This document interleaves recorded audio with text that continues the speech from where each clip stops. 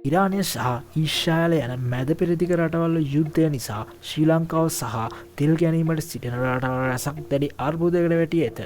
එයට ප්‍රධාන හේතුව වී ඇත්තේ ඊරාන පාර්ලිමේන්තු විසින් හෝමුස් සන්දිය වසා දැන්වට තීරණය කිරීම.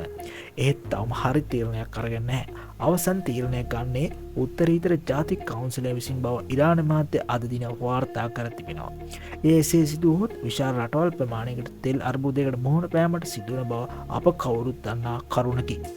ලංකාව වගේ රටකට විශාල් ලෙස බලපායි. බලශක්තියන්සේ විසින් අද පැවසුවේ මසකට හෝ දෙකට පමණ තෙල් ගබඩා කර ඇති බවත් එයින් කොරෝනා කාල වලව වගේ ජනතාව තෙල් එක්රැස් කිරීම රැස් වූහොත් මසකින් පමණ දැඩි අර්බුදකට වැටීමට සිදුවන බවයි. ඇමරිකා මැදිහත් වී දැඩි තීරණ ගැනීම නිසා ලෝක යුද්ධකට යාමට පවා ඉඩක් ඇත. ලෝකයේ කිසිම රටක නැති ජෙට් යානාවලින් ඉරානයට පහරදී න්‍යෂ්ටික බලාගාරයෙන් භාගයක්ම විනාශ කිරීමට කටයුතු කර ඇත. එමගින් ලෝක බලවතා වන ඇමරිකාව තම යුද අවිසා කූරත්වය පෙන්වා ඇත. තවද ජෙට් යානාවලින් පහරදීම ඩොනල්ඩ් ට්‍රම්ප් නරඹා සිට ඇත.